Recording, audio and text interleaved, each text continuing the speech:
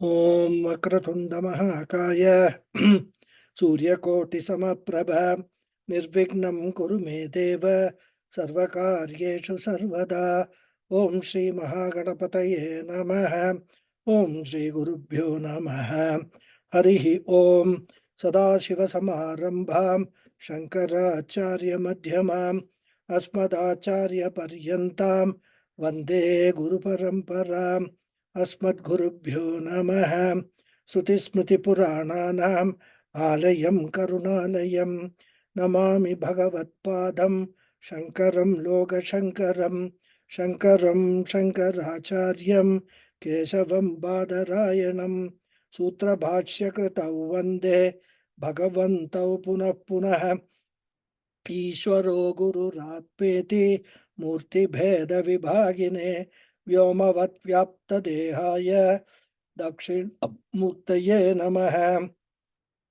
ओम श्री मेधा दक्षिणामूर्ति स्वामिने नमः। ओम सहनाववतु सहनौ भुनक्तु सह वीर्यं करवावहै तेजस्विनावधीतमस्तु मा विद्विषावहै। ओम शांति शांति शांति। हरिः ओम श्री गुरुभ्यो नमः। हरिः ओम। ओम पार्थाय प्रतिबोधितां भगवता नारायणेन स्वयं व्यासेन ग्रथितां पुराणमुनिना मध्ये महाभारतम् अद्वैतामृतवर्षिणीं भगवतीम् अष्टादशाध्यायिनीम् अम्ब त्वामनुसन्दधामि भगवद्गीते भवद्वेषिणीम् यं ब्रह्मा वरुणेन्द्ररुद्रमरुतः स्तुन्वन्ति दिव्यैस्तवैः वेदैः साङ्कपदक्रमोपनिषदैः गायन्ति यं सामगाः ध्यानावस्थितदद्गतेन मनसा पश्यन्ति यं योगिनः यस्यान्तन्न विदुः सुरासुरगणाः देवाय तस्मै नमः। ओम।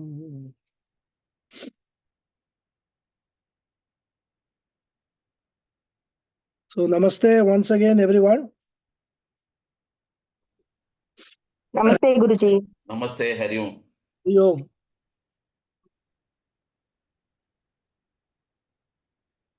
So you're back in States. Sorry. Back in States. I didn't get you. You in the US? Are you in the US now? Yeah, in the US. Yeah. Yeah, very much. Okay. Arurukshormunir karma karanamuchyate yogarudhasya tasyaiva shamakkaranamuchyate. I think in the last class we just chanted the sloka. We did not see the Anvaya and meaning, word meanings. So the Anvaya is Munehe Arurukshoho Yogam Karma Uchyate Karanam Tasya Yoga Arudhasya Shamaha Eva Uchyate Karanam. These are the two sentences split into that. Munehe, for a seeker. Arurukshoho, who wants to reach. Yogam, Dhyana Yoga. Karma, Karma Yoga. Karanam is said to be the means. Tasya, for him. Yoga Arudhasya, one who has reached Dhyana Yoga.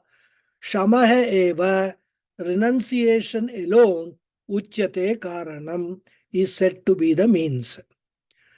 So for a seeker who wants to reach Dhyana Yoga, Karma Yoga is said to be the means. For those who have already reached Dhyana Yoga, renunciation is said to be the means. So now we have seen the previous sloka also. Question is, how long should one follow Karma Yoga? Is Karma Yoga an end in itself, or is it only an intermediary stage of sadhana? And in the previous chapter, we have seen Karma Yoga is not the ultimate sadhana. Karma Yoga is only an intermediary sadhana by which a person can attain Jnana Yogyata Prapti. Sadhana Chatushtaya Sampattihi Praptihi. So through Karma Yoga, a person will gain a prepared, refined, chastened, sharp mind.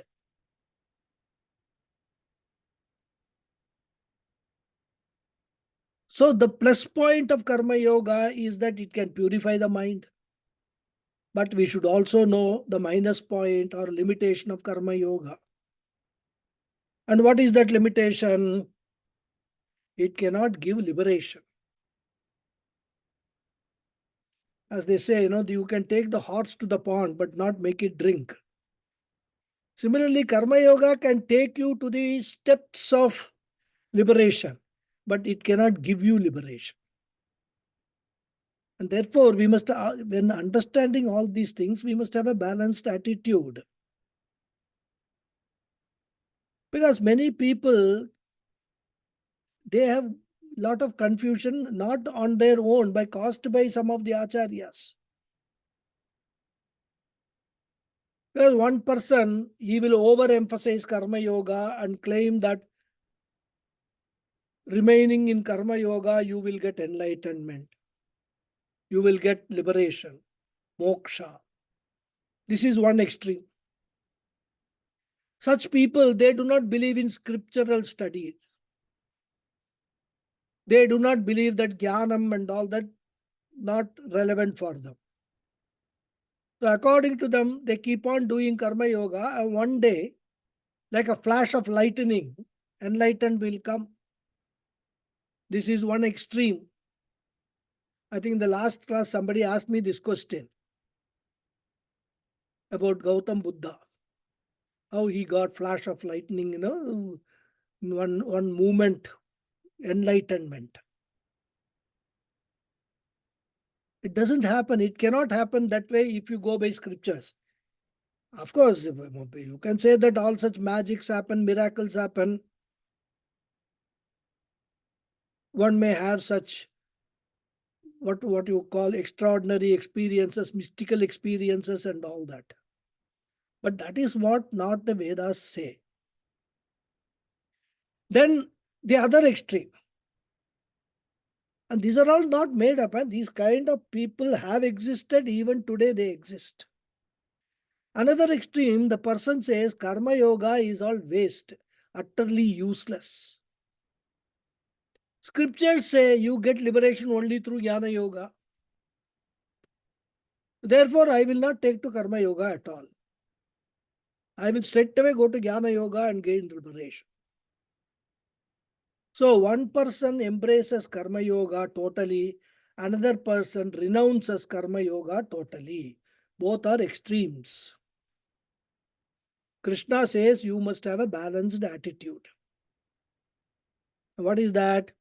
Use Karma Yoga, purify the mind, then transcend or drop Karma Yoga. Excuse me. It is just like entering the college, You enter the college, get your degree, and then come out. Now, one cannot say that since I have to eventually come out of the college, why enter the college at all? That will be a stupid argument, isn't it? And then there could be another person who enters the college. He falls in love with his seat, the premises, the library, etc., and says that I will stay here permanently. I love my professors. I will not go out of college. Even if you love your professors, they will not reciprocate and they will ask you to get out. If you keep on failing, one fine day they will say that is enough. or you pass 3 years, 4 years, you get out of the college. Therefore, both extremes are incorrect. The right method is enter, grow, withdraw. That is the whole life. In fact, that is what we do right from our childhood.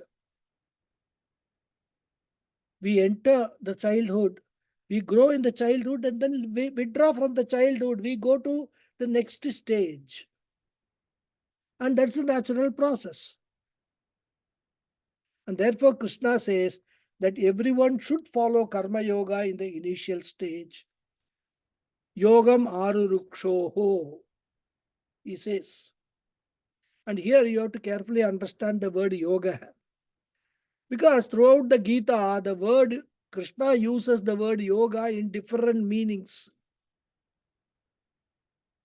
What yoga is taken in the previous, some other sloka cannot fit in here. And therefore, we should always take the contextual meaning properly. See, even in this, in the first line, the word yogam means jnana yogam or dhyana yogam. To come to self-inquiry, to come to self-meditation, a person has to prepare. Meditation can never be the first stage of sadhana. No scripture prescribes meditation in the beginning.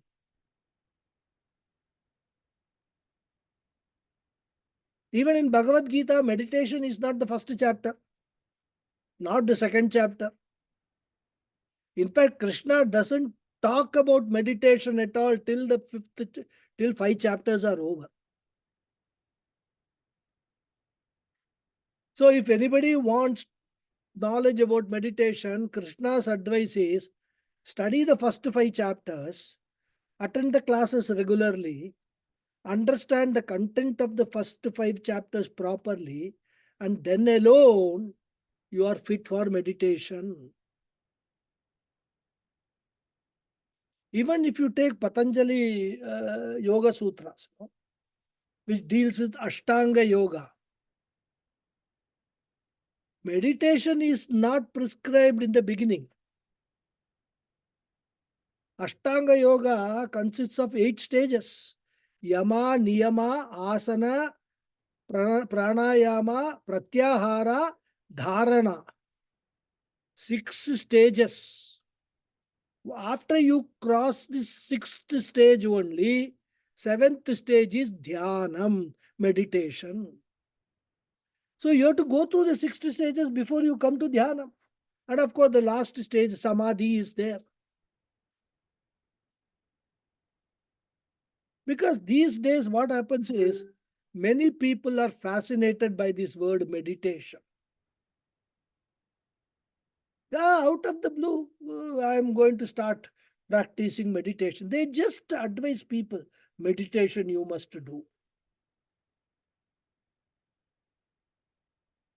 Whether the person who is giving the advice knows what meditation is all about or not. The person who is being advised may not know what meditation means. But, oh, you are under stress, you should do meditation.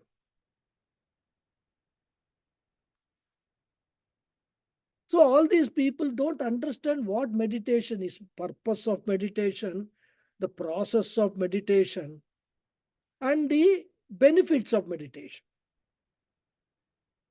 They don't have time for scriptural study also, attending classes, etc. They just want to practice meditation and study only the 6th chapter, even if that is what they want. Because if 6th chapter alone was enough, would not Krishna be intelligent enough to give the 6th chapter only? Start with the 6th chapter. If Krishna chooses to teach 5 chapters before talking about meditation, Krishna means that everyone should study the scriptures before thinking of any sadhana, especially the meditation sadhana. Without scriptural study, one can do meditation, and that is called nama japa. Mentally you do. close your eyes, clear your mind of all thought, do Nama Japa. And therefore, Krishna says, if a person should qualify to come to Jnana Yoga or Dhyana Yoga, one has to first practice what is Karma Yoga. In fact, even in Patanjali Yoga Sutra, starts with Yama and Niyama, that is equal to Karma Yoga only. We'll talk about this Yama, Niyama and all in some other context. They are do's and don'ts with regard to transactions in life. So in our day-to-day transaction, what all should be followed is described in Niyama, and Yama states what all have to be avoided. And if you take the whole 5 Yamas and 5 Niyamas, analyze them, it will all boil down to Karma Yoga only. Including Ishvara Pranidhanam is there. So even Patanjali Yoga Sutra does not bypass Ishvara. Very much is there. That is why Karma Yoga. And therefore Krishna tells Yogam Aru Rukshoho. If a person wants to purify the mind for Jnana Yoga, then what he should do? Karma Karanam. He should first practice Karma Yoga. Karma Yoga is the cause for Jnana Yoga. And that's why even Vedas, they begin with Karma Kanda. They don't start Upasana and all that right in the beginning. Veda doesn't begin with Nididhyasanam. 80% of the Vedas is Karma Kanda only. That is the importance of Karma Yoga. Once you have successfully completed the Karma Yoga sadhana, then the Jnana Yoga sadhana is a very small bit. There is nothing much. Easily it will sit in your intellect.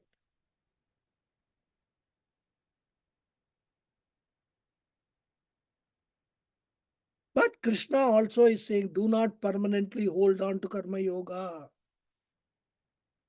Once you have got necessary preparation, you have to grow out of it. Yoga Rudasya, he says.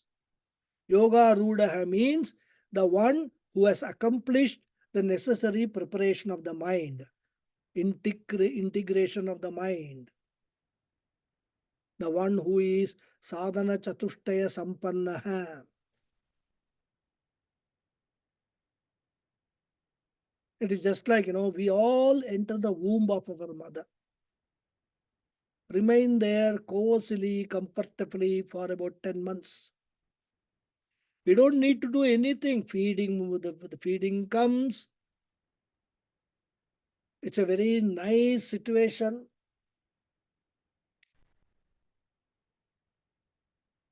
And then, once that period is over, we have to come out. In fact, if we don't come out, we will be thrown out.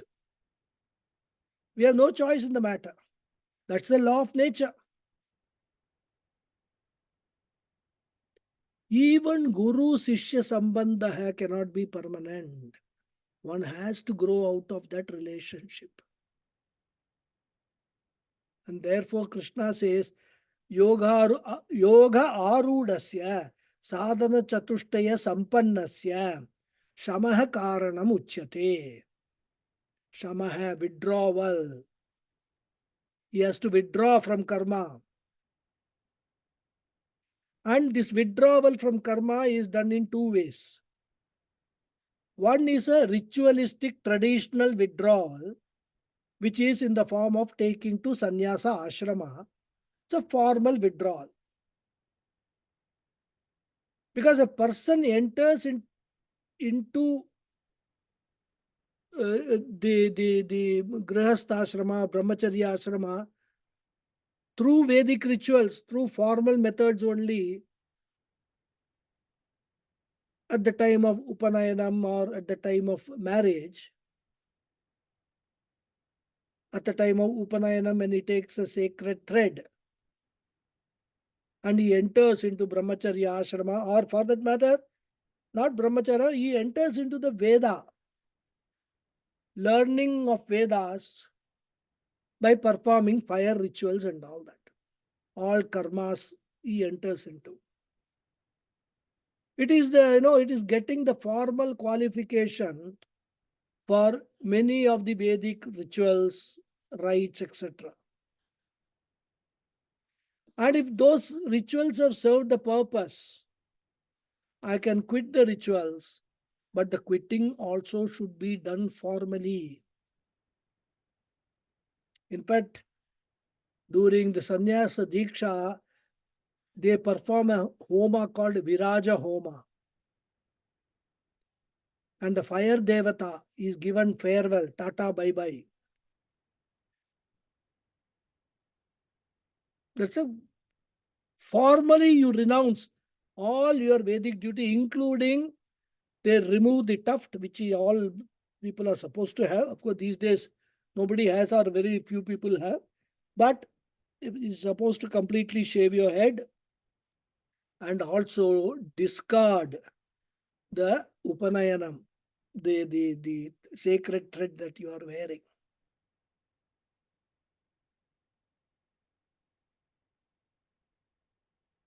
So, in fact, the renunciation should be done to such an extent that after performance of this Viraja Homa and other rituals relating to Sannyasa Diksha, normally it is done on a river bank. The new sannyasi, with the clothes that he is wearing, he is supposed to go, he goes inside the river. Once he is inside the river, he will remove everything, all his clothes, everything, he will just give it away. He will be completely naked. Then he will come back, come out, and his guru, he will give him the present. He will present him with a set of saffron robes which he will wear. It's a very symbolic giving up everything, including the dress that you are wearing. I am just giving up. A very symbolic renunciation. So this is one type of renunciation, which is the sannyasa diksha, conferring of the sannyasa diksha. It is just like, quitting a job. You have been working in an organization for 30 years, 40 years. You are tired. You can't suddenly stop going to the office just because you don't feel like going to the office any longer. If you want to quit, there is a formality. Resignation letter must be given, and before you are relieved, you have to hand over your responsibilities to somebody else. Sometimes they may even ask you to continue until another person is appointed, etc. Similarly, I cannot get off Vedic rituals out of my women fancy. I have to formally do that, which is called sannyasa vidhi. The mantras are chanted, and I told you Viraja Homa performed. And I ask the Lord, I pray to the Lord, oh Lord, I want to get out of Vedic ritualistic duties for pursuing Jnana Yoga. I want to dedicate the rest of my life for Shravanam, Mananam and Nididhyasanam exclusively.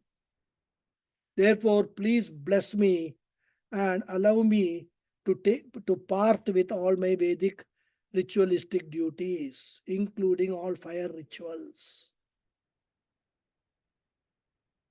And that is why we saw earlier also, sannyasi is called a niragnihi. No connection with fire rituals, fire. So this is one form of withdrawal. Then there is another form of withdrawal in which a person does not give up the ashrama. A person does not become a sannyasi, a monk in the literal sense of the term, but he remains in the grihastha ashrama itself. But he reduces the amount of his activity. So if he was doing rituals for hours together, he reduces the duration. Even mundane activities he reduces, handing them over or delegating the job to someone else. Typically, when the children have grown up and they are able to fend for themselves, many responsibilities he will hand it over to the children. And that requires detachment. Unless you detach yourself voluntarily from the rituals will not leave you. So, planned and gradual withdrawal is the second one, which is some kind of a vanaprastha, you can say, or in our this what is that Vedic system. Vanaprastha was meant only for that. But today, Vanaprastha can be practiced in different ways. The whole purpose is renounce all your karmas and then enter Upasana Yoga. Focus the next stage of your life in meditation, Upasana. Saguna Upasana start with, and then after Shravanam Mananam, you will come to Nirguna Upasana, which is Nididhyasanam. Therefore, quitting of karmas can be done either by becoming a sannyasi or becoming a vanaprastha. These are all technical names, you must remember. What is the significance? What is important is the reduction of extrovertedness. Because an extroverted mind, which is always going around seeking external pleasures, cannot be helpful to make self-inquiry. Antarmukha samharadhya bahirmukha sudurlabha. Of course, in the beginning, one needs to be an extrovert to do action. As a grihastha, you have responsibilities, you have to be extrovert. Then, at the appropriate time, turn away from that, withdraw gradually. And therefore, he says, Yoga rudhasya tasyaiva shamakaranam uchyate. And having withdrawn from activities, my time is spent in more of self-inquiry, Shravana, Manana, Nididhyasanam. They become dominant. Now, continuing. Yada hinendriyarteshu na karma swanusajjate sarvasankalpa sannyasi yogarudastadochyate. The Anvaya is Yada hi anushajjate na indriya arteshu na karmasu tada sarvasankalpa sannyasi yoga arudaha uchyate. Yada hi, indeed when, anushajjate, one is interested, na indriya arteshu, neither in the sense objects, na karmasu, nor in their pursuits, tada, then, sarvasankalpa sannyasi, the renouncer of all fancies, yoga arudaha uchyate, is said to be the one who has reached dhyana yoga. So indeed, when one is interested neither in sense objects nor in their pursuits, then that renouncer of all fancies is said to be the one who has reached dhyana yoga. So in the previous verse, Lord Krishna said one should follow karma yoga first, which is pravritti. Then prepare the mind, and thereafter nivritti, withdrawal, in which one can then spend more time in jnana yoga. So first karma yoga, pravritti marga, then jnana yoga, nivritti marga. Now there could be one question. I am involved in pravritti marga, karma yoga I am doing. How do I know that the time has come for the switch over to Jnana Yoga? That I am ready for reducing the action and ready for Vedantic inquiry. How do I come to know that? Many of you will have such questions, I am sure. All that Krishna is doing is anticipate. He knows that what questions students will have. He is answering them one by one. Excuse me.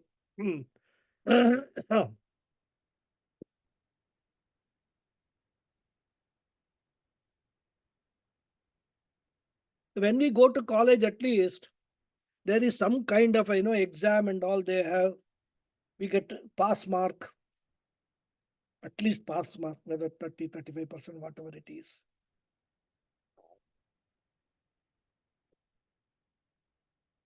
But I mean, I may be writing the examination for a few times and then teachers out of sympathy or at least out of tiredness will pass me, whatever it is.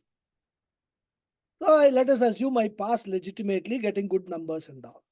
So there is a test to know whether I have grown out of the college life or not. In the case of a baby also, nature takes care of it.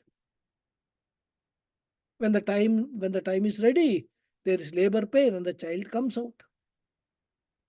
Now, if a person is in the Karma Yoga womb, how do we know when he should come out? Can we say that everybody should be in Karma Yoga for 16 years, 4 months, and 23 days? Or something like that? Can you stipulate the time? You cannot. Because unfortunately, the rate of inner maturity is not uniform at all. Some people, when they are 90 years old also, they won't attain any inner maturity. But some people may mature within a short while.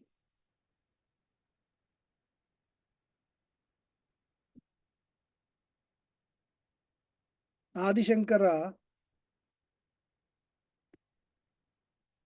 talking about these old people, 90, 95 years old people without inner maturity, says,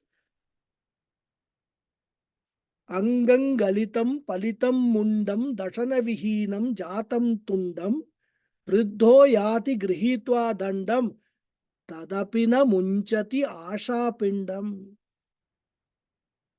This fellow cannot walk without the help of a stick. Vruddho yati grihitva dandam. Even for getting up, he requires a stick, a walking stick. Tadapina munchati. Even then, his desire, his raga is not gone.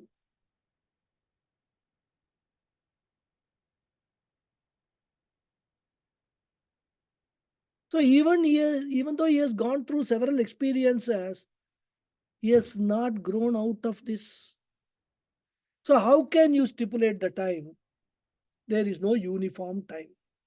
It varies from individual to individual. Swami Paramatmananda gives a very nice anecdote. He says, it seems a person asked the old man, are you ready to marry? Then the old man asks, who will give me their daughter in marriage? He does not say, I don't want to get married. But the question he asks is, who will give the girl? So there is at some corner of the mind, there is a desire. His problem is not that he doesn't want to get married. His problem is that who will give the girl? Suppose somebody is ready to give the girl, maybe he will be ready to marry also. This is the condition. So even though inner maturity is, that is why he constantly say raga dvesha. Unless you get rid of raga and dvesha substantially, that inner maturity will not come, not grow internally. And therefore, Does it mean that we cannot have any method by which we find out when I should switch over from karma yoga to jnana yoga? We have to have our own method of examination. And Krishna gives a litmus test. Krishna says, Yada hi nendriyarteshu na karma swanushajjate. A mature mind is free from obsession with sense pleasures or arthakama purushartha. Here the word obsession is very important.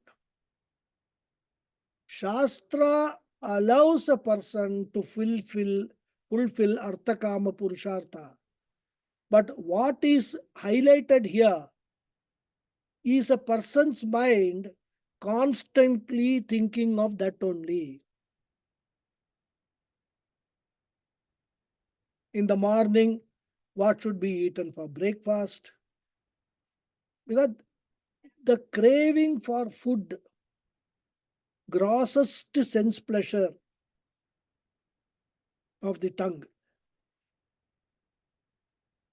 By the time breakfast is over, planning for lunch. And after lunch, planning for dinner. Then what should I do? I've got time between my evening tea and dinner, TV, entertainment, or money. Go, what I can do to earn more and more money. So as long as the mind is obsessed with money, entertainment, etc., Vedanta cannot appeal to such mind. You look around your own house, your own colony, your own neighbors. Why doesn't Vedanta appeal to everyone or most people? Only very small minority Vedanta appeals. Because most of the people, they are obsessed with money, entertainment, etc. In fact, if you talk Vedanta, they will run away from you. For them, Vedanta will appear irrelevant. It appears to be a waste of time. They will ask, what is the purpose of all this? Because they don't know. They have never ever known what is freedom. The real freedom. They know freedom means from shackles, you get relieved from the shackles. What is your shackle? You don't know. They have become accustomed or used to grief, sorrow so much that they can't think beyond that. That there can be a situation in which I can be permanently happy. That situation they cannot even contemplate. Whereas when there is maturity, the mind is not obsessed with all these things. Not that I will not enjoy good food. I will eat nicely. I will enjoy whatever I eat. But I will not brood on it. Not that if there is a T20 match going on, I will not watch it. I will watch it. I will enjoy it. But if there is no electricity, I will not brood, oh my God, I wanted to watch T20 and there is no electricity. I will not do that. And that's why in one of the earlier classes I said, preference is one thing, need is quite another thing. A mature mind is free with regard to slavery in the field of arthakama purushartha. Therefore, Krishna says, Indriya arteshu na anushajjate. The mind is not craving after sense pleasures. And similarly, we must understand a mature mind does not crave nor hate also. Hating the sense object is as much an obstacle as craving for them. That is why you have to transcend raga dvesha. Raga and dvesha, both you have to transcend. So a mature mind, mature person does not crave nor does he hate. Pujya Swamiji gives a very nice example. As a baby, I might be playing with toys. During that age, I am very possessive about all my toys. Even though I may have a large number of them. Whoever comes to visit me will bring some toy. And I am possessive about all of them. If some other child comes, then immediately, if it goes and takes the toy, I will just go on my all fours and then snatch that toy from that child. So now you are grown up. What is your attitude towards those toys? Suppose your grandchild or even a child calls you to play with it. Will you say, oh, no, I will not play with you because I don't like to play with toys and all that? You will not hate. You will not say, if I play with your toys, I will get attachment and people will say I am obsessed with your toys, etc. All these things you will not say.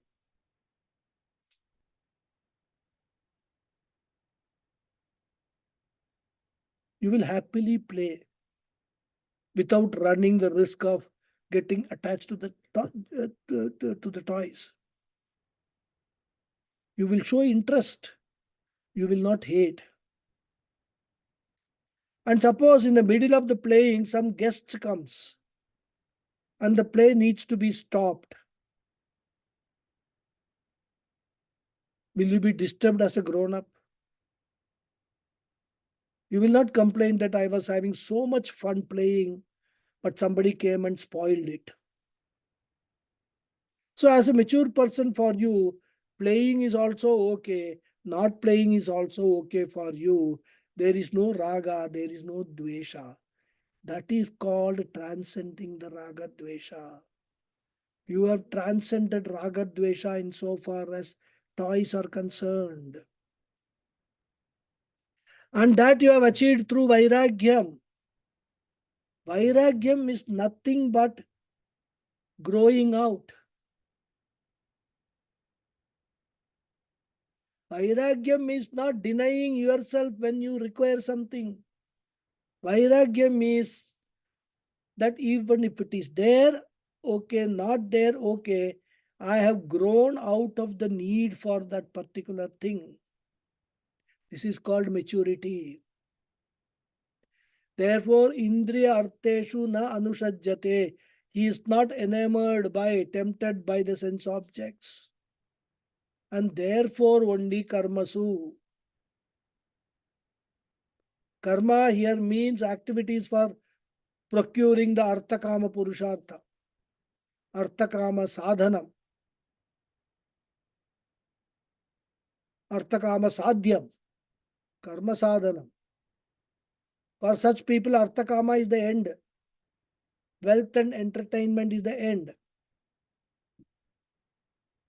So these are the goals. Sadhyam and karma is the sadhana. So Krishna says a mature person is neither attached to arthakam sadhyam nor is he attached to karma sadhanam. He is neither attracted to the means nor he is attracted to the end. If at all he is attracted to, that is dharma moksha purushartha hai. In fact, he has substantially grown out of even dharma purushartha hai. He fully focuses on moksha purushartha hai only. So if you look at all these things in simple language, if you have to answer the question, what is the sign of maturity? The answer is detachment. So detachment is the crucial litmus test for inner growth. And such a person is called Sarva Sankalpa Sannyasi. And since he is not obsessed with Arthakama, he is not obsessed with their arrival, nor is he obsessed with their departure. Of course, maturity also includes that he knows money is required in future. He has saved some money, but he is not going to constantly think whether the money saved is going to be sufficient for all needs of the old age. Because one cannot plan for all contingencies. Even if you take some insurance policies, they do not cover everything. We do not know what illness we could be afflicted with and how much the treatments will cost. You can worry about all possible diseases and wonder whether you have sufficient money. That is why Krishna says security never depends upon external conditions. Security is purely an inner state of mind. If you feel insecure, you can feel insecure with any amount of wealth. In fact, if you have more wealth, the very possession of wealth can make you more and more insecure. Therefore, security is an inner state. And that's why Krishna says in the 9th chapter, Ananyas chintayanto mam ye janaha paryupasate tesham nityabhiyuktanam yogakshemam mahamyaham. I will take care of your yogam and kshemam. Therefore, you may have saved money for the sunset years of your life. You may have some wealth, savings, insurance policies, etc. But you must be very clear that none of them is going to give you a total sense of security. Therefore, better surrender to the Lord. Leave it to Him to take care of you. And because of this attitude, what does he do? He becomes a Sarva Sankalpa Sannyasi. He has dropped this worry about future.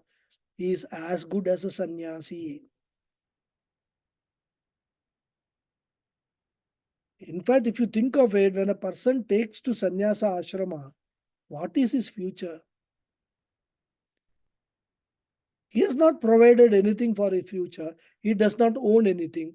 There is no money, no relationship.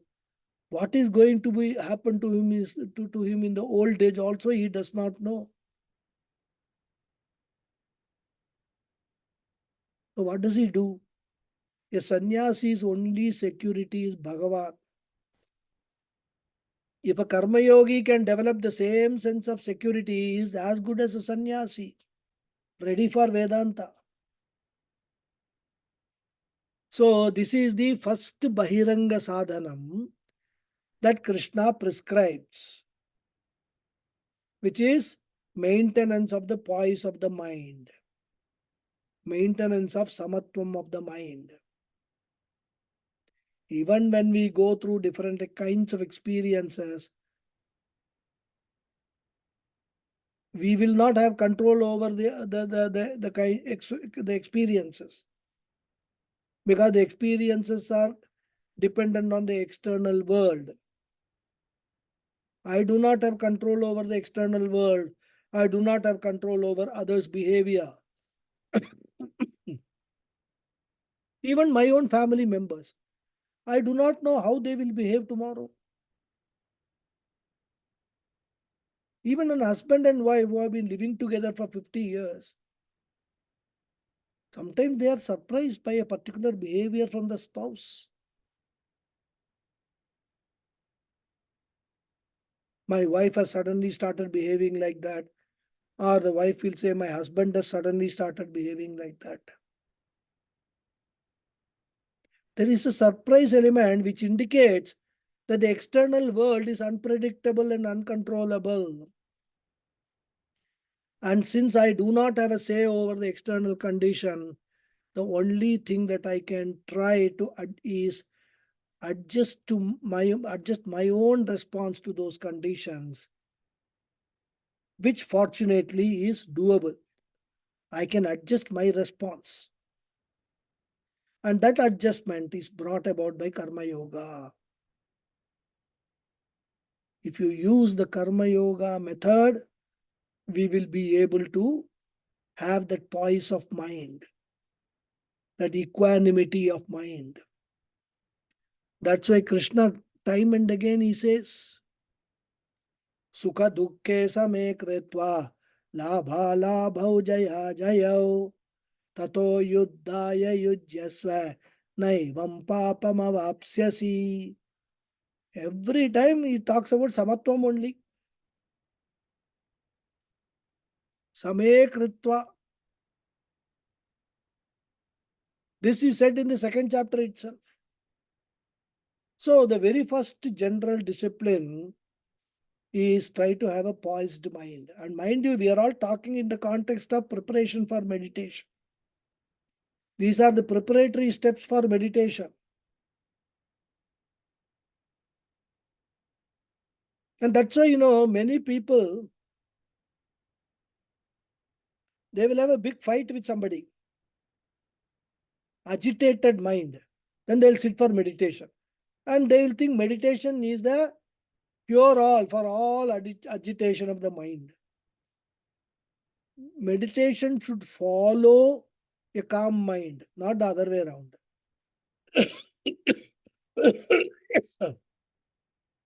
And by the word poised mind, we mean freedom from violent emotions.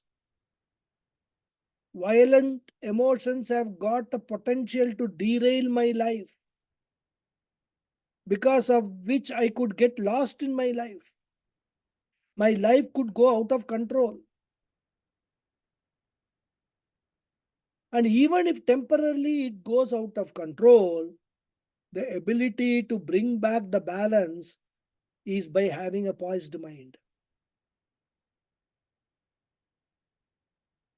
If we can avoid falling down permanently, that is samatvam. This emotional immunity, emotional health, the capacity to recover from emotional traumas or scar.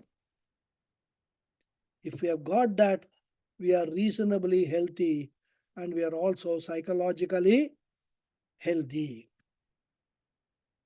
So psychological health is samatvam, which is brought about by Karma Yoga, in which the primary help or role is played by the Lord himself.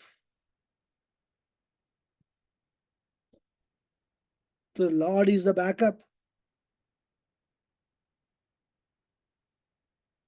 So this samatvam was talked about in the fourth verse. Okay. Now fifth verse, next sloka, Krishna gives a brilliant piece of advice and guidance.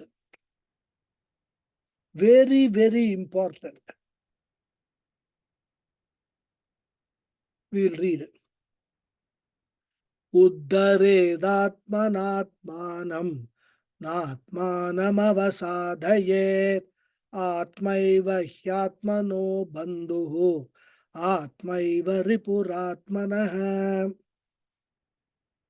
The Anvaya is Uddharet atmanam atmana na avasadhayet atmanam. He atma eva bandhuhu atmanah atma eva atmanah ripuhu.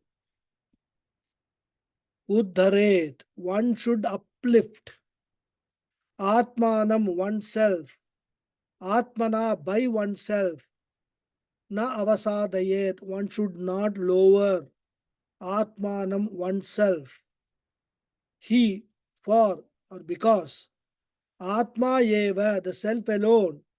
Bandhuhu atmanah is a friend of oneself. Atma eva, the self alone. Atmanah ripuhu, the enemy of oneself. So the sloka says one should uplift oneself by oneself. One should not lower oneself. And for the self alone is the friend of oneself. The self alone is the enemy of oneself.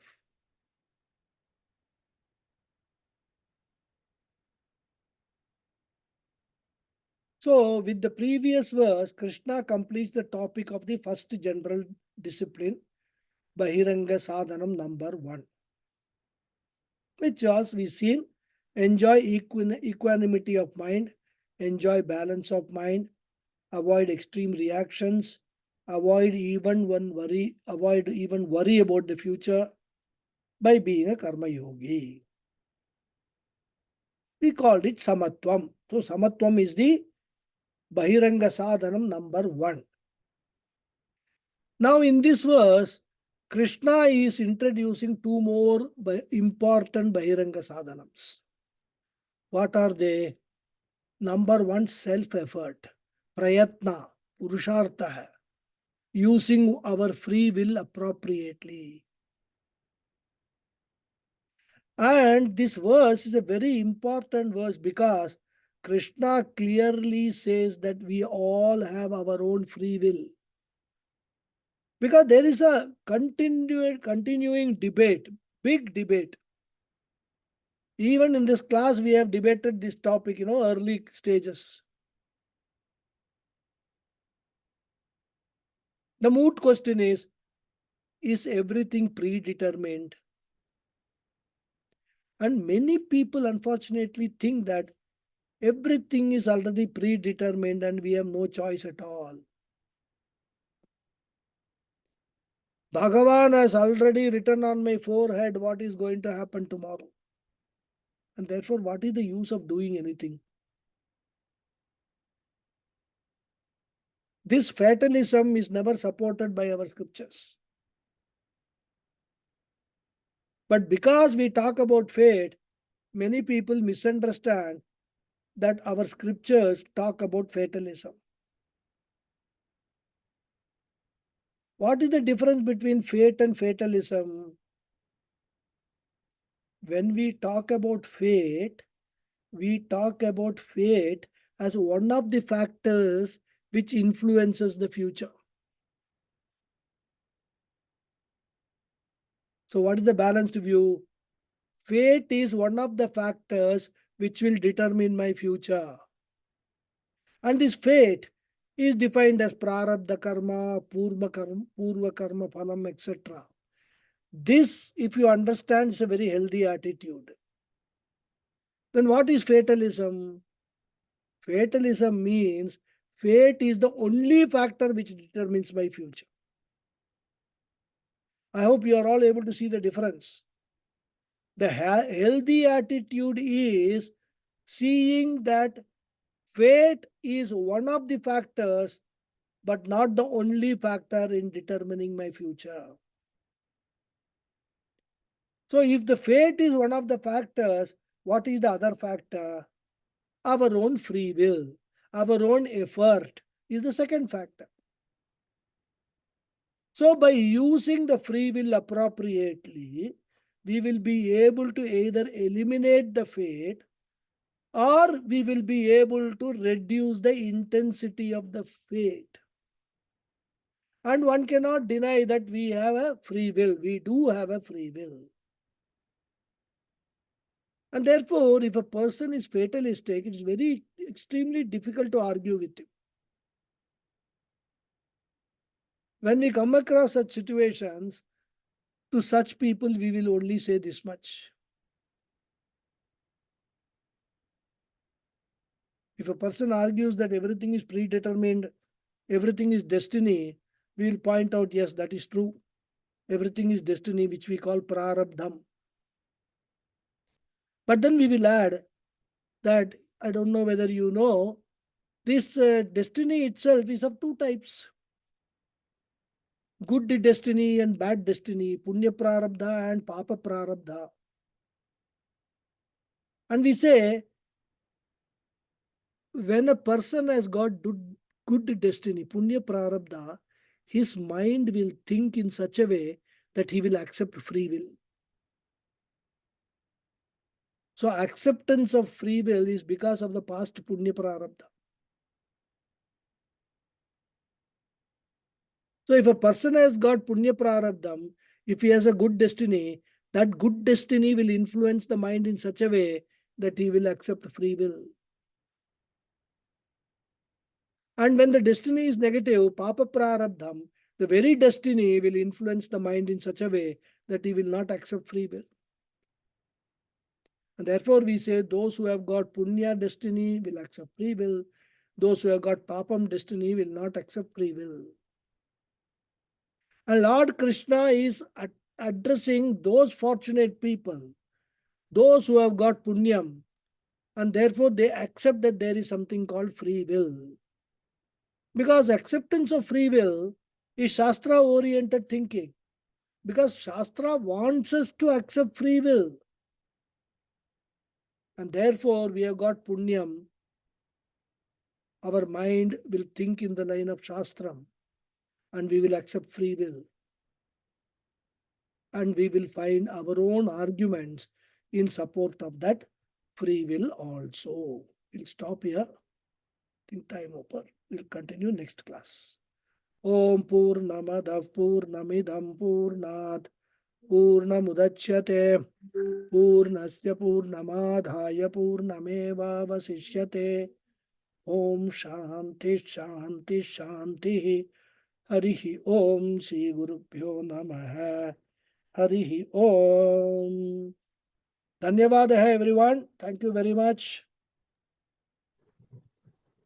Thank you very much, Guruji. Thank you, Guruji. Thank you, Guruji. Thank you. Thank you, Guruji. Thank you, Guruji. Hari Om. Om Hari Om. Thank you. The last sloka was Thank you, Guruji. Hari Om. Thank you. Excellent. So when you said destiny, good destiny and bad destiny, now that is how one perceives. Or is there really a good destiny and bad destiny? See, the answer to the question depends upon whether you are identifying yourself with your body mind complex or you are identifying yourself with consciousness. As long as we identify ourselves with our body mind sense complex, we talk of papa karma, punya karma, actions leading to all these kind of consequences. In that context, all these things are valid. But what is the eventual thing? That your real nature is your akarta. You don't do any action at all. So where is the question of papam, punyam, etc.? So to a large extent, I mean, we will go along with it. But once we understand what my real nature is, and I assimilate that knowledge, and I abide in that knowledge, then all these prarabdha karma, sanchita karma are all meaningless. Understand? So Yes, we sir. have to, Guruji. the answer to the question is not straightforward. It depends upon what are you identifying yourself with. No, I brought it up because you said about the bad destiny and good destiny in context of the last sloka, where you say self alone is the friend of oneself, and this self alone is the enemy of oneself. Correct. See, there the context is like this. Suppose we say if something good has to happen to me, it will happen because if it is written in my fate, it will happen. I don't need to do anything. This attitude is there for many people. They say it's all already written, then why I should do anything about it?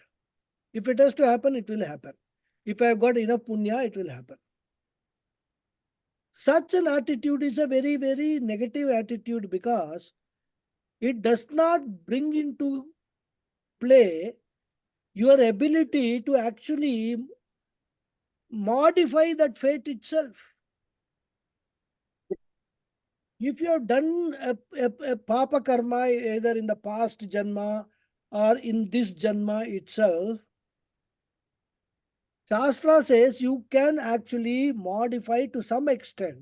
We'll discuss about that in the next class. You can modify the effect of that papa karma to some extent. So should you not be doing that? Accept fate as one of the factors. Yes, it is the papa karma which has led me to this situation which I am finding myself in. But then, is that the end of my life? No. Is there something which I can do in order to mitigate the effects of this papa karma and try to get out of it rather, or lessen its impact? That is what Shastra is saying.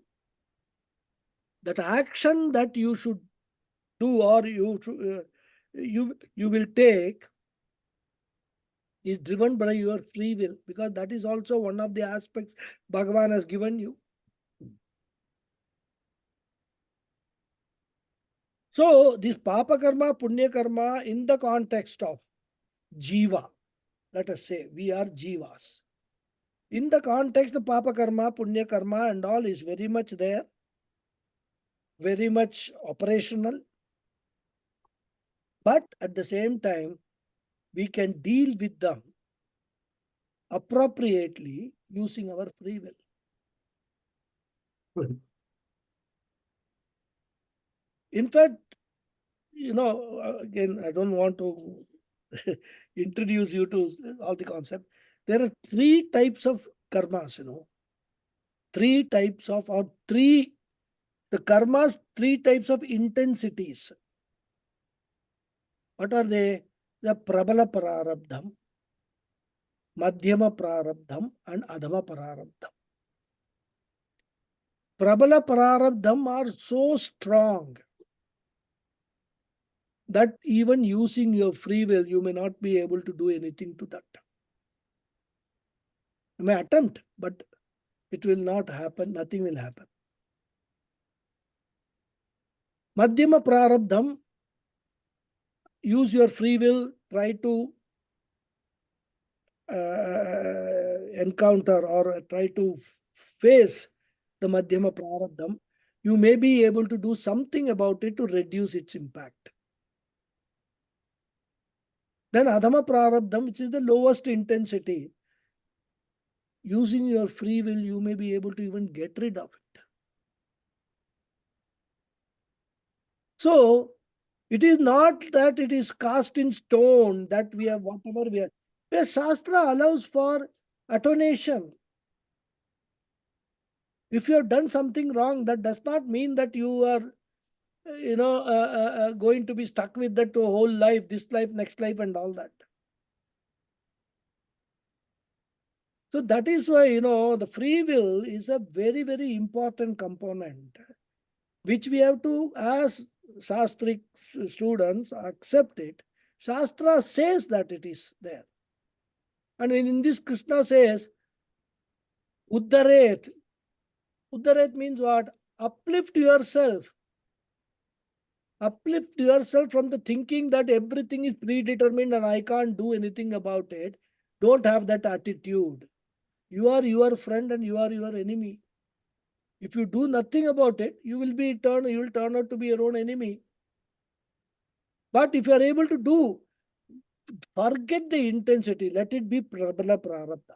Let us say that there is a person who has been diagnosed with cancer, stage 4. Correct? All along he never knew it. Suddenly, some test is there, stage 4 cancer, almost 6 months or 3 months to survive. At that stage also, Shastra says, don't give up. Don't give up, because this is now the result of a certain papa prarabdha that you have got, right? You do not know what is going to follow. So don't give up. You use your free will to address this problem as much as possible. It may succeed, it may not succeed. It may mitigate the effect, correct? Instead of 3 months, maybe you are able to live for 3 years. So that is the attitude, and that is what many people practically do. They don't know why they are doing it, right? But practically everybody raises to the occasion And then they will say, this is what it is. In fact, I very clearly remember in the case of my mother, she was sick and she was very sick, hospitalized in Delhi. She was with my brother. And there in the hospital, she developed septicemia. Septicemia means the entire blood becomes poisonous. And the doctors, one by one, the organs started rebelling, failing. And the doctor suddenly tells me that you take her to a heart hospital because her heart is affected or something like that. And honestly speaking, talking to those doctors, I did not have any faith at all that these were real, they were really giving her appropriate treatment. Then I told the doctor, I don't want any Scott hospital, I want to take her to Bombay. He said, you cannot take her because her condition, she has to be on oxygen 24/7. How will you take her to Bombay? I said, don't tell me how to take, tell me, don't tell me not to take, but tell me how to take. Then he gave me, you have to have oxygen cylinder in the flight and a doctor should be there accompanying the patient, blah, blah. I made arrangement for all that and brought her to Bombay and took her to the Bombay hospital there. The moment that doctor in Bombay hospital, very senior guy, he saw the whole thing, the report. He said, why did you take all the trouble to bring her here? He said, a person half her age in this condition will have only 20% chance of survival. So what do you want us to do? Can I say, let her die? I cannot. My mother, right? I told him, I don't care. You do your best. Whether 20%, 40%, you do your best, whatever is the expenses, doesn't matter. But I cannot allow my mother to die. If she dies, it's a different matter. But I cannot live peacefully if I say that I did nothing for my mother. So they did the whatever needs to be done. 15 days, they tried their best. Eventually, she passed away. So again, that is the situation. Don't accept anything till the last minute. You keep trying whatever best that you can do. That is what is Uddaret, Atmana, Atmanam. Very good. Yeah. So if you actually look at your own life, you will have some instances or the other where you have actually faced such challenges in life. And that is what Krishna is saying. Don't be resigned. Don't become, diffident. Use your free will and do what is to be done. Because the whole problem is in the context of Gita, Arjuna is actually trying to avoid, isn't it? He wants to run away.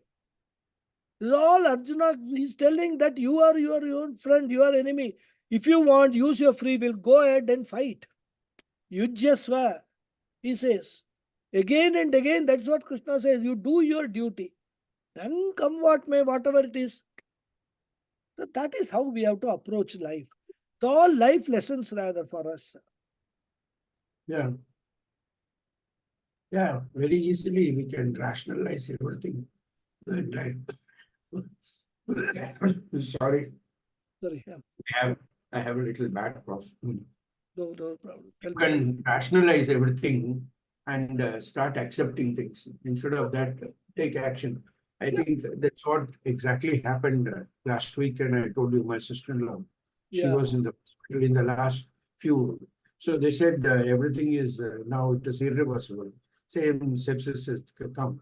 So he said, now what can be done? We said, you try whatever happens, happens. Yeah. So she was there for 3 days and then she passed away. That's a different thing. But you can't say, okay, now you pull the plug. Yeah. You can't say you can pull the plug, you can't say that. Yeah, you can't say that. Yes, exactly. That is what Krishna is trying to tell us. Don't become fatalistic. Fate is there. Nobody is denying fate. Correct. But there is a way out also. You can, to some extent. In fact, Swami Paramathananda gives a very beautiful example.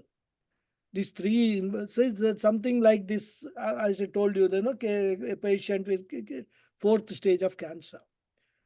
The prabala prarabdha, you can't do anything about it.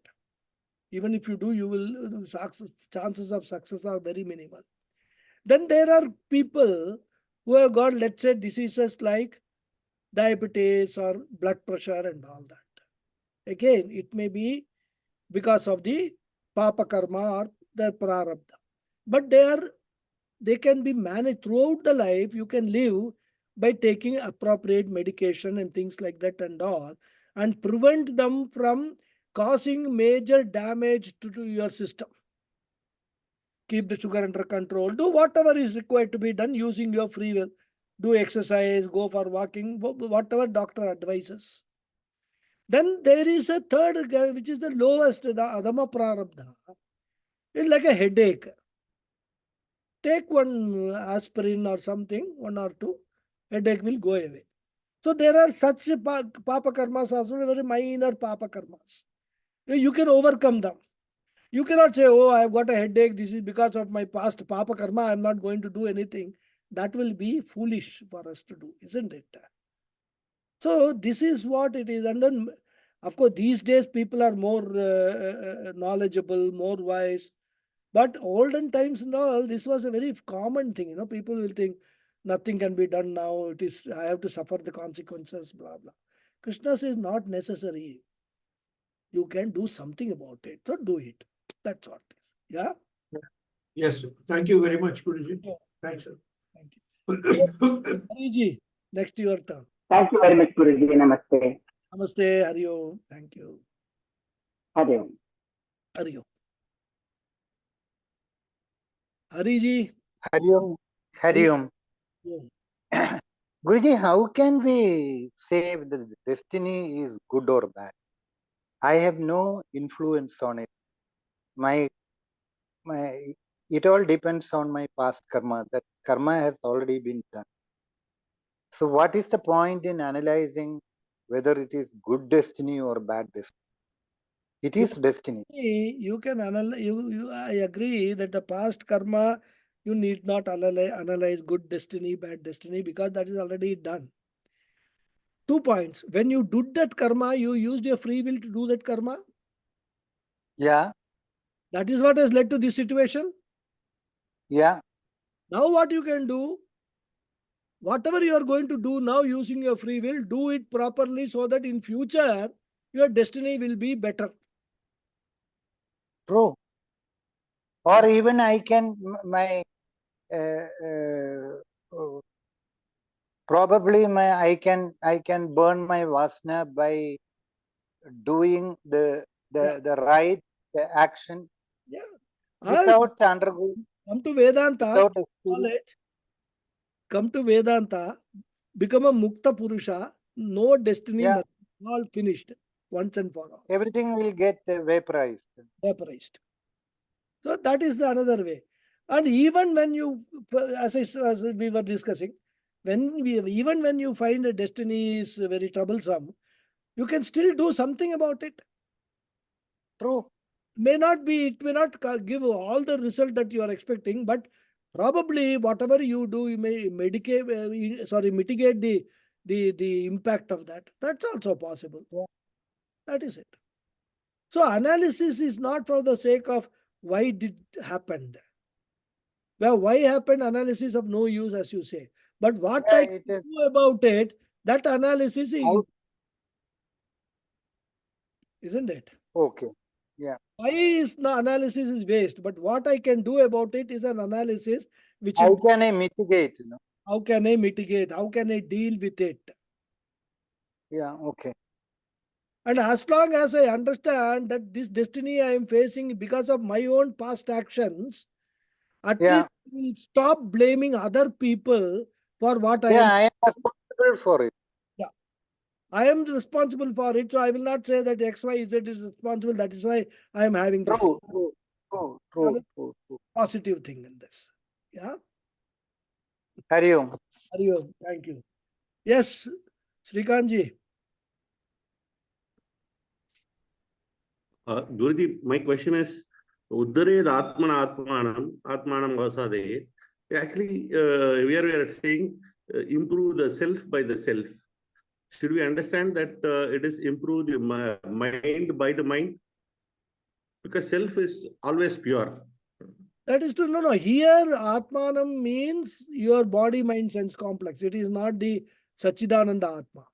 We will discuss all that in the next class because I just started given a brief this thing about this. Here, Atmanam means the self, not the Sachidananda Atma. That is the you cannot do uplift or anything. That is all pervading. How will you uplift that Atma? Right. So here, Atmanam, Atmana means the body, mind, sense complex, which is the raise up, what's that, uplift that, right? You can call it uplift your spirits, they call, right? Then what is the spirit? It's a feeling rather. It's a, how to explain it? It's a quality, right?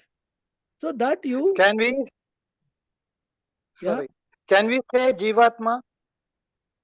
you can say Jivatma. Yes, you can say Jivatma. Certainly, you can do that. Yeah. Is that okay? Thank you, Guruji. Yes, Anjali ji. Yeah, Namaste, Guruji. Guruji, I have one comment and one question. This very good commentary, very good guidance on the destiny versus free will, just now given by you. Actually, in astrology also, given by our sages, so only that is also Parasharuchi and Jaimini. So there is one house dedicated for luck, and exactly opposite house is dedicated for self-effort, Parakrama Bhava. So that there also, if 40% is luck, then 60% self-effort, they will, it recommends 60% that thing. That is one thing. And other thing is, this you were mentioning about the Nama Japa. Can you further elaborate on that? Like it is a Bahiranga sadhana, and is it mentioned in Gita also like that? No, Nama Japa, I said, if you sit for meditation without proper preparation, what has been advised by Krishna, the three sadhanas, preparated mind, all that in the name of meditation you can do is only Nama Japa. Achha. That is not meditation in the real sense of the term. Yeah, not meditation. Yeah. So you can do, So still you have no Bahiranga sadhana. meditation, you can sit there, Rama, or Om Namo Vasudevaya, all that Nama Japa you can do. But that is not meditation. Many people today think that that is meditation, right? Yeah. That is not meditation, what Krishna is talking about here.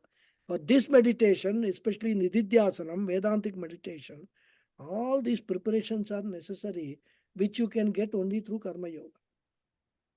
Only through? Through Karma Yoga only you will get all Karma the Yoga. Brahmatvam and all that. Okay. You have to practice that through Karma Yoga.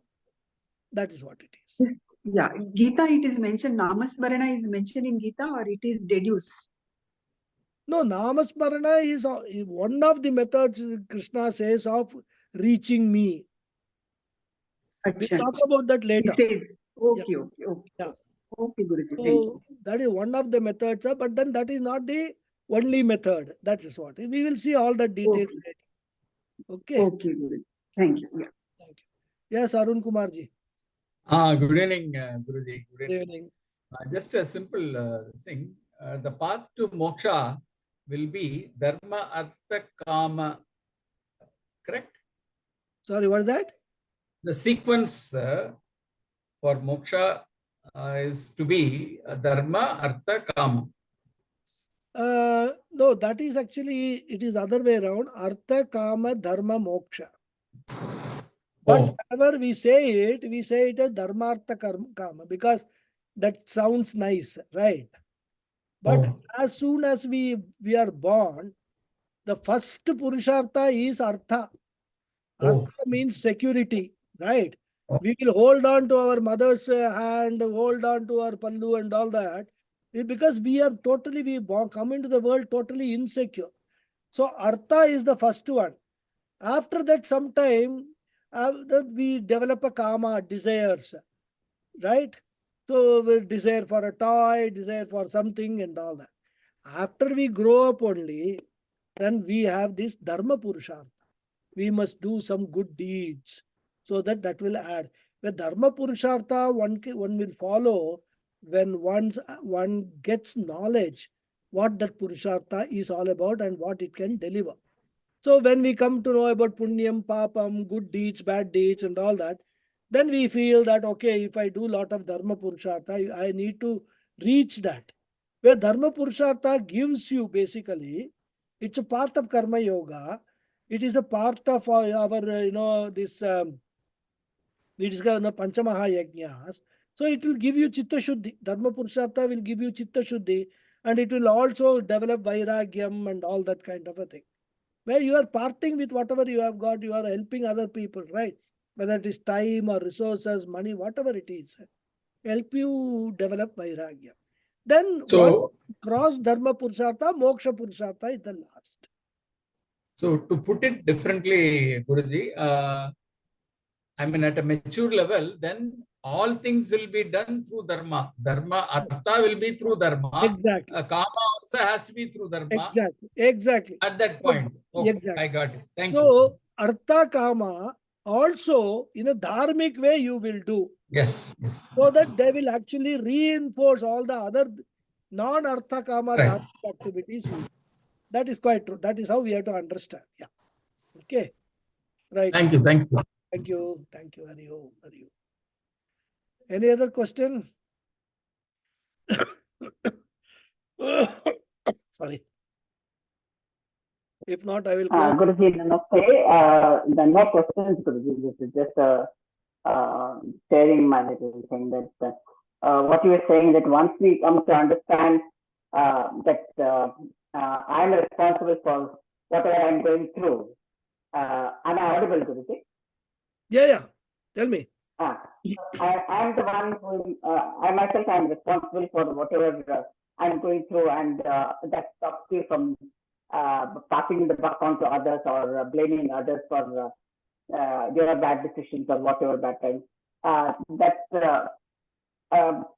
fortunately, but fortunately that I came to understand that probably a decade ago, and I wish I had understood that much earlier.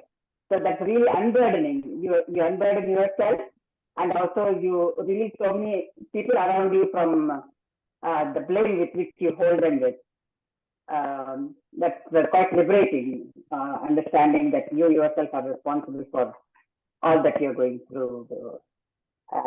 That's something I have had the fortune to experience, but it doesn't happen all the time. Sometimes there are moments where I feel, oh, that happened because of that and this, and from A to Z, so many. Every time we face that, we have to bring the teaching into our mind. Oh, see, I've learned this. So this is not, that person is not responsible. I am responsible either in my immediate past or old past. I have done something, that is what I am having this consequence. And that is very liberating, and also it maintains a harmony in the society. Because if you start blaming everybody starts blaming everybody else, then what will happen? Chaos only will result. Practically also, it's a very good advice. I'm not saying from a Shastric point of view, it has got its own value rather. But and mine was very selfishly from a personal point of view. Yeah, that's what I'm saying. So we have to keep that in mind always, whatever comes. And the more you recall this, the more it will become habitual. The moment anything happens, you will say, okay, I am responsible for it. Why I should blame anybody else? So that is what it is. Thank you very much, Guruji. Hari Om. Okay, Hari Om. Thank you all. Meet next week. Hari Om. Hari Om. Thank you, Guruji. Thank you. Hari Om. Thank you. Thank you, Guruji.